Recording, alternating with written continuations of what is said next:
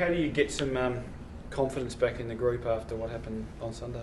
Yeah, it's interesting with this game, and I mean Melbourne was in the same predicament the week before, weren't they? The week before we beat the Bombers, so look, it's, the roller coaster effect is quite evident with a number of teams. But to be honest, it's not something we want to be a part of. We want to be more consistent with what we're doing. So that's our main aim at this stage. So how did you address it? Exactly that. I mean, how the fluctuation of form can happen in a short space of time, and what we're prepared to do about it, irrespective of injury. But it's it's an opportunity for whoever pulls on the Fremantle jump to make sure that it is consistent. But is it in some ways a product of injury, changes to the team, getting deep into your list? That's the easier look at it. I guess the competition would suggest that depth on football clubs is a lot smaller than it used to be because of the influx of new teams and things like that in drafting. But once again, all I would say is that when it's your chance to get in the team, regardless of injury, then it's what you make of it. And at this particular stage, it'd be reasonable to say that some of these guys aren't taking their opportunity. Was that like second, third efforts, the intensity, concentration, all of those things? It's the decision what you should do in any one given moment of the game, and they are various decisions. It can be how you handle the ball in the air, to whether you need to catch their opponents unaware, whether you're making the play or whether you're forcing impact on the play. There's a significant amount of moments in the game where players have to be very quick with their reaction of what they should do. With the young list in particular, like almost like the St Kilda game the other day, you'd almost look like you're breaking out, and then you'd have that errant possession and things, turn the ball over and things. Is that what you basically mean by the quick reactions and stuff like that? That just some of those things haven't quite been there? Well, execution of skill is under the pressure of the AFL system. It has to be elite, and if you're not, you're going to suffer the penalty. And in various ways, last week we suffered a huge penalty, particularly backward of our centre. And that's why training the individual to become a better footballer is so important. Mark, how are you grappling with Aaron Sandlands? What's your... Yeah, I mean, the issue that we're going to have, it's not about the player, as in what player we bring back. It's about, are they going to make sure that when they come into the team that they're going to be there for the duration of the game and they're going to contribute to winning, regardless of his name. So we have to make sure that if Aaron plays, that he gets through a full training session, there's no soreness, and that we don't have to use him on and off the interchange bench because it's his first game back. Because if we keep doing that, then we'll have issues as the game wears on, and we can't afford that, particularly if you lose a player under this rotation scheme that we've got. So, I mean, you've got a bye in 2 weeks as well, so it could almost be a temptation to rest him up to the bye, and then he's going to be rock solid for the last third of the season. Purely the decision will be made on whether he can sustain the game for the duration. Has he been able to train yet? Has he trained this week? No, he trains today, yeah. And you're expecting him to do a full session? Fully, yeah. How have you seen John Griffin's form throughout the duration of Aaron being out of the team? You know, whenever a player comes into the team, the main responsibility beyond what he does is to make sure that the team wins. And a lot of the judgment can be based around that. I'm not saying it's Griffin in this case, but I'm saying when you get an opportunity to play in the team, it's got to win. The satisfaction of you playing well is one thing. It's contributing to winning that's so important. So Griffin's been in the team for a month now, and we've won one game. So I'm not saying it's him though. I'm saying that for the player to make sure that he's equipped to make sure the team wins is the player that we're looking for, and he's held his own. He has held his own, Jonathan. But the frustration from his point of view would be that we've only won one game. At least that's pride, and that's the ability to do something about it. Mark, can we go through... Not worry about selection. Yeah. Sorry about that. And can we go through like the rest of the injuries and stuff like that? You mentioned Ballantyne. Will it all depend on today's training? Yep. Kepler? Kepler will be fine. Grover? It's a wait and see with him. It's more a Friday. Have a look at him on a Friday. Won't be training tonight though. Any chance that Silvani and Rog might play? Distinct possibility, absolutely. But once again, as I stated earlier in this interview, the dilemma is, of course, then we're not carrying them through using a sub player or rotating them more than we should. The game's beyond that. So I hope that and I know the preparation in rehab has been hopefully ready for the moment, whether it's after 2 games back at waffle level, opposed to whether it should be 3 or 4. Does that also influence like your decision on Sandilands? Like you obviously don't want to bring 4 or 5 players back all in one hit, but if you've got to like leave Grover out and bring in another defender, does that also influence how you sort of address the Sandilands issue, bringing in different players that may not be able to like 100%? Yeah, if I was a player that had been on a list for a couple of years, I'd be forging my own pathway to make sure that I put pressure on the team for when that moment did present itself that I was going to be the player.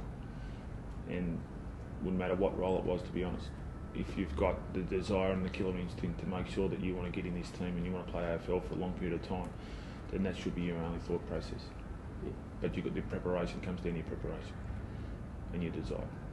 What was your feedback on how Hayden went at the weekend, mate? Look, I mean, he played in the midfield, which is a little bit foreign to Roger, but more often than not he did. So, I mean, it's an under 20 game, it's an unusual game to judge him on. All reports is he's pulled up fine. GPS, I mean, forget about GPS, we'll just talk about his football decisions. They were really good, which they always are. And right now, the team has lacked some decision making under pressure. So Roger falls into that category, but once again, we've got to make sure that we're not carrying him. Is he of him and Silvani? Is he the more likely given that extra game? Well, Silvani actually did match simulation here on the weekend, so without the physical content of it, he played the game. So, I mean, I want to see him train, and I want to make sure that they deserve their chance and that they're going to be there when we need them. Paul mentioned the number of changes you can make. What is the maximum number of changes you'd like to make before a game? You know, if you're making experience changes, that can be always different opposed to playing inexperience and how many changes you make there. I think with inexperience you tend to make less changes, but if it's experience, you might tend to make more change. Like, where's Reece Harvey? Well, he's got a lot of injuries. You would have thought there's probably a spot for him somewhere, but he didn't play in the last. Where's he at? Well, no, the unfortunate part is none of the players played, apart from Roger and Sun didn't play on the weekend. Reece is in line for selection. That's as simple as that. He played well the week before for East Fremantle, but I mean, he knows the areas that he needs to work on. And once again, it's a product of what you're prepared to do for the team to make sure that it wins. Is someone like Main in the gun as well, considering that is Main in the gun as well for selection? No. See, he puts a lot of pressure on the opposition that is rewarding for the team that is unnoticed. Statistically, he's not high, and that's maybe where that comment might come from. He kicked a couple of goals on the weekend and has done that regularly, but if you look at the intent and the way that he wants to apply himself, that's what's important from the team aspect, and that's what will hold him in good stead in selection. But I can understand the question. Does he need to sort of take his game to a new level in terms of contested marking and leads and things like that, though? Because it seemed that you did lack a bit of a target there, and Main seems quite capable of being that target a little bit too. I think Michael Johnson's kicked 5 goals in the last 2 weeks, so that gives us a different dimension there. Kepler didn't play on the weekend, Pav's been in a little bit more. It's more not the forward line at this stage. I think from a productivity point of view, as in when we go in, we do get the shots on goal that's required at an elite level. It's more what we're doing defensively, and some of our decision or skill under pressure is causing issues at the moment, and we'll have to make changes based on that too. Is there a possibility, after getting Johnson back into form as a forward, is there a possibility he might be needed at the other end? Well, if Grover doesn't come up, that would be, yeah. I mean, Brown's down there. I'm not sure where Clark's at, but I would assume that he's probably not right for Brisbane. Yeah, if you have a look at the win-loss ratio when Jonathan's in the side, it's always on the positive side, so he may well have to go back there. But ideally, I'd like to keep progressing with what he's got because he seems to be going okay in that area of the ground. Are you clear on tackling what's acceptable as a tackle and what's not? Look, one of the great parts about our game is tackling, and one of the great moments to be a spectator in the game is when you call out ball, holding the ball. That the roar and the excitement of that part of the game is one of the reasons why people go. Make no mistake about it. If you went back and had a look at the raw factor of a game, it's more often than not the spectator calling ball, just trying to hurry up the umpire to make a decision on it.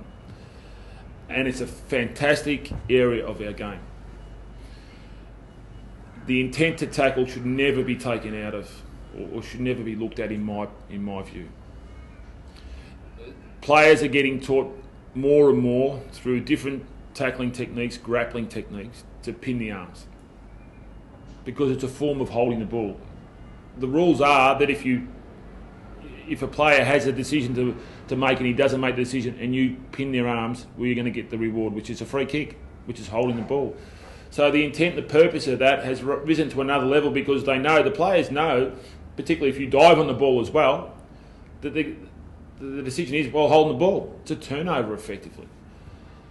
How does a player go from tackling and pinning the arms when he's sustaining the tackle and then they both go to ground? How does he know what he's going to do or what the opposition player is going to do? Smart players sometimes still manage to get their arm out and put their arm down before they actually get slung to the ground. That's an art form. That's what I call football instinct.